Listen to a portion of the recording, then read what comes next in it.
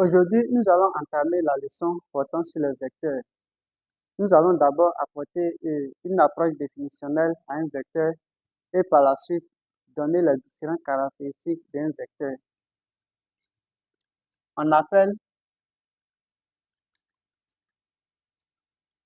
vecteur un segment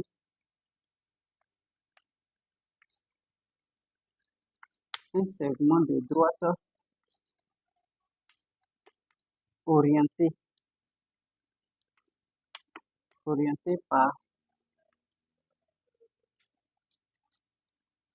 une flèche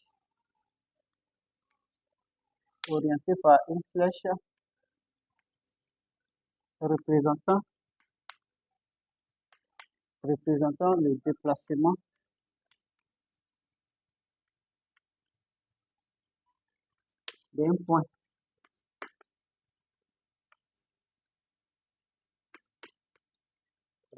le déplacement d'un point vers un autre.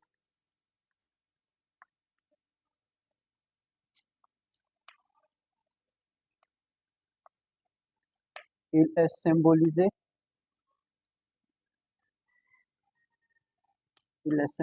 par une ou deux lettres.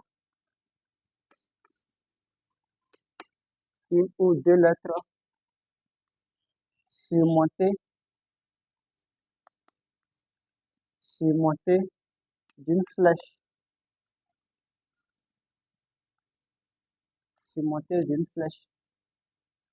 Donc, on va représenter une droite D ici. Et sur cette droite D, on va placer deux points E et F. Selon la définition, un vecteur est un segment orienté. Donc, on va chercher à orienter ce segment soit du point E vers le point F ou du point F vers le point E.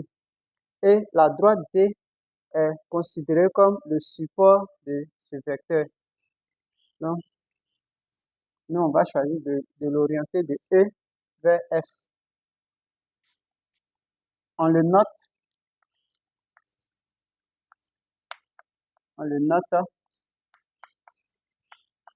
EF. On peut aussi désigner par U, par un autre vecteur U. On peut aussi le désigner par un autre vecteur U. Et on va dire que le vecteur EF égale au vecteur U. Donc, ce vecteur EF-là est un représentant du vecteur U. Le point E est l'origine du vecteur EF et le point F est l'extrémité. On va apporter maintenant les différentes caractéristiques.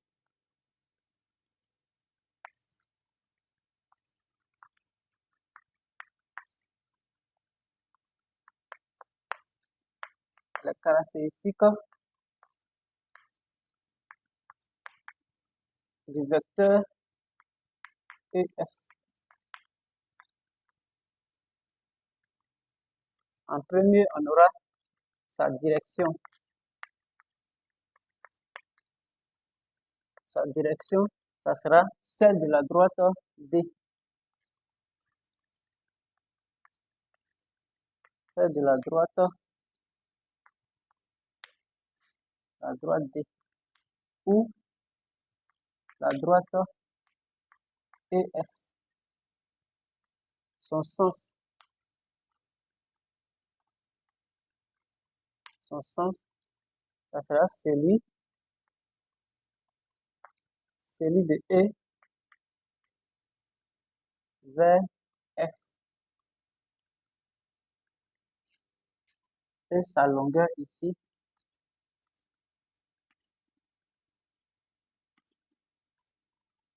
ça sera la longueur du segment EF. La longueur du segment EF. Deuxième point, on va parler de vecteurs opposés. Vecteurs opposés.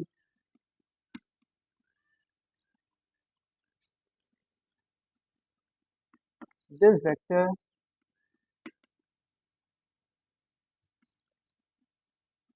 sont dits opposés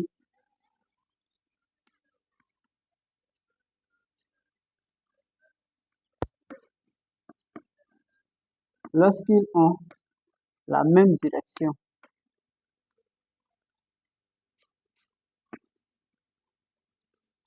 La même direction. Mais de sens contraire.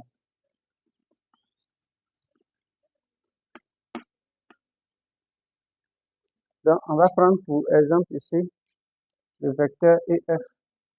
Selon la direction, le vecteur EF est dirigé comme ça.